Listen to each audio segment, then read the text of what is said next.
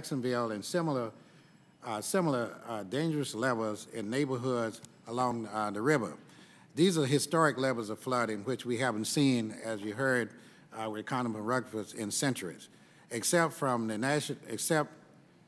National Weather Service also reported that the vast amount of water in the St. John River will continue to threaten communities in northeast Florida during large storms, making the areas that are more vulnerable every year.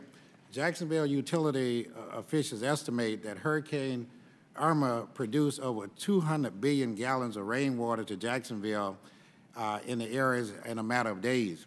This water is equivalent to 22 days of water flow through the St. John River. Hurricane Irma also negatively impacted Jacksonville economy. Flooding caused extensive damage to Wells Fargo Center of 37 stories office building in downtown Jacksonville, closing the building for 25 days, causing significant damage to main electrical and air conditioned elevators and telecommunication system. The Hyatt Regency Jacksonville Conference Center Riverfront Hotel, where you have 950 rooms, incurred severe flooding and closing the hotel for 7 weeks. Similar businesses also have struggled to get back on track. Power loss to more than a dozen pump stations, causing more than 1.5 million gallons of untreated raw sewage to overflow into the river and into the city streets.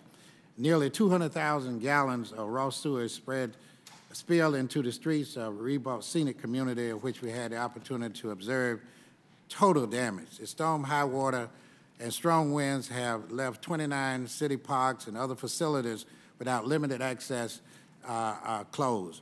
Most of the closure are waterfront parks, piers, boardwalks, floating docks, and boat ramps.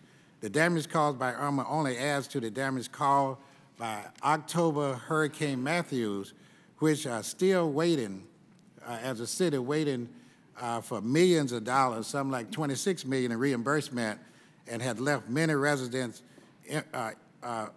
frustrated about the lack of speed and funding following these areas.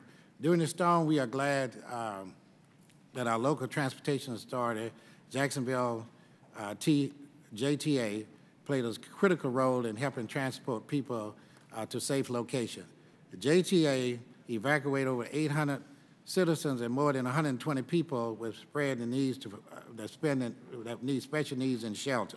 The JTA as an integral in assisting Jacksonville electric, water, and sewer utilities by transporting 2,700 mutual aid and other utility workers between hotel and staging areas. What is important on behalf of Jacksonville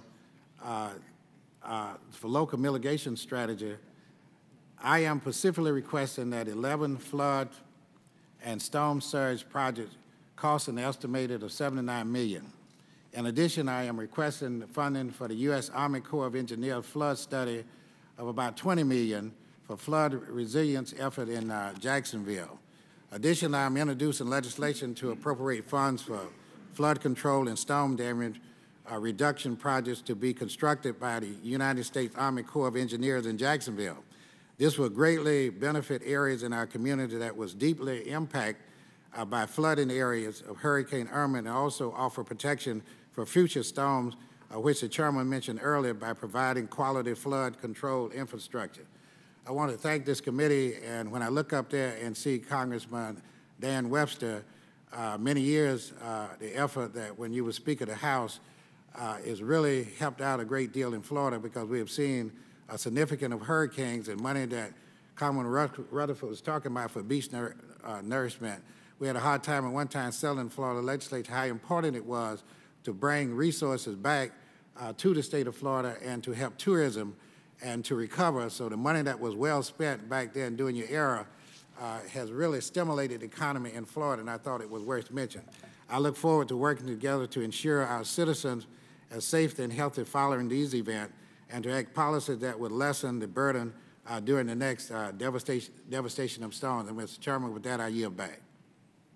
Thank you very much, Mr. Lawson. Appreciate you being here. Appreciate your time today. Thank you.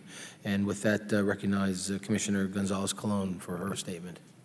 Thank you, Chairman Schuster and Ranking Member DeFazio, and all members of this committee for having me here today. This is a great opportunity. As you may know, I am the single... Can you pull that whole box closer? You got to pull the whole box closer to you. I don't know why that comes from. That's better. Thank you.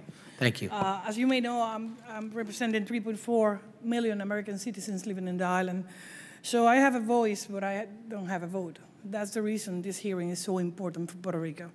And in that matter, the help that Puerto Rico received from Congress and the administration after the disaster has made a huge difference, but there's still much left to do in both short-term remediation as well as long-term rebuilding. From roads to air, seaports, and communication, all aspects